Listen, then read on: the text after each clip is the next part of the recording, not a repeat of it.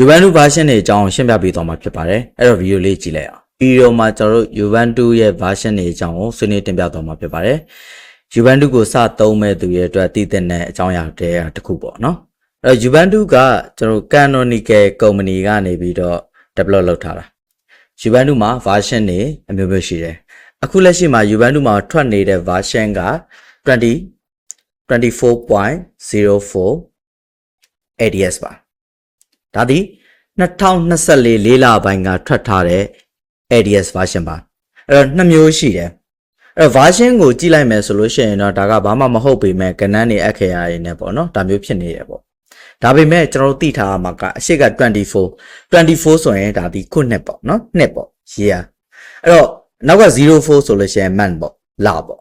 ဒါကတော့ ADS ဆိုတာကတော့ long term support လို့ခေါ်တယ်အဲ့တော့နှစ်ကာလကြာရှည်စွာ support လုပ်မယ်ပေါ့ဒီ version ကိုအဲ့တော့ထွက်သမျှ version တွေမှာပုံမှန်တိုင်းဆိုလို့ရှိရင် version တစ်ခုကို9နှစ်သက်တမ်းရှိတယ် okay အခုတော့နောက်ဆုံးထွက်ထားတဲ့ version က 24.04 ADS version ဖြစ်ပါတယ်အဲ့တော့နောက်ထပ် version တွေရှိသေးတယ်ဟိုးရှိပါနောက်ထပ် version တွေဆိုတော့နောက်ထပ် version တွေကဘာတွေထက်ရှိမလဲတဲ့ကျွန်တော် okay အဲ့တော့ Ubuntu ရဲ့အရှိမှာဒီ 24.04 ရဲ့အရှိမှာကျွန်တော်တို့ကဘာထက်ရှိတယ်ပေါ့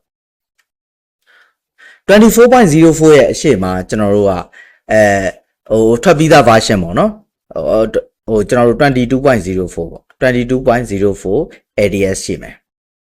ပြီးလို့ရှိရင် 20.04 ADS ရှိမယ်ပြီးလို့ရှိရင်ကျွန်တော်တို့18.04 ADS ရှိမယ် ADS ရှိမယ်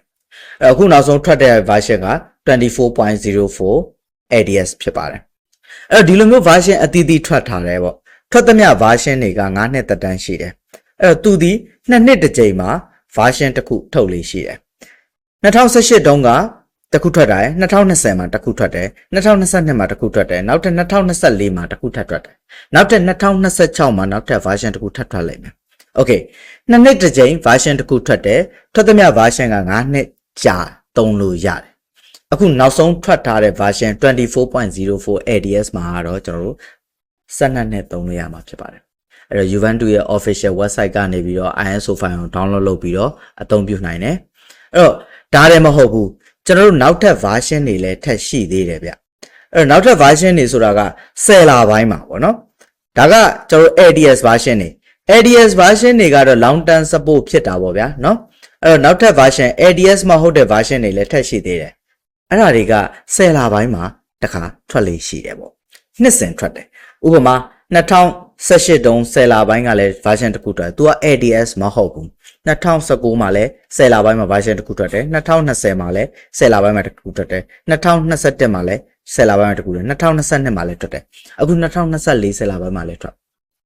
အဲ့တော့ဒီ version တွေဒီ stable version မဟုတ်တဲ့အတွက် Ubuntu ကိုနေ့စဉ်သုံးမဲ့သူတွေကလုံးဝမသုံးသင့်ပါဘူး stable version မဟုတ်တဲ့အတွက်ဒါကစမ်းသပ်တဲ့ version ဖြစ်တဲ့အတွက် error တွေ issue တွေရှိနေနိုင်တယ်အဲ့တော့ ADS ကိုပဲကျွန်တော်တို့ recommend ပေးပါတယ်အဲ့တော့ဒီဗီဒီယိုလေးကြည့်ပြီးတော့တခုရသွားမယ်လို့မျှော်လင့်ပါတယ်ကြိုက်နှစ်သက်တယ်ဆိုလို့ရှိရင်တော့ like and share subscribe လုပ်နိုင်ပါတယ်ဗျာအားလုံးကျေးဇူးတင်ပါတယ်ဗျ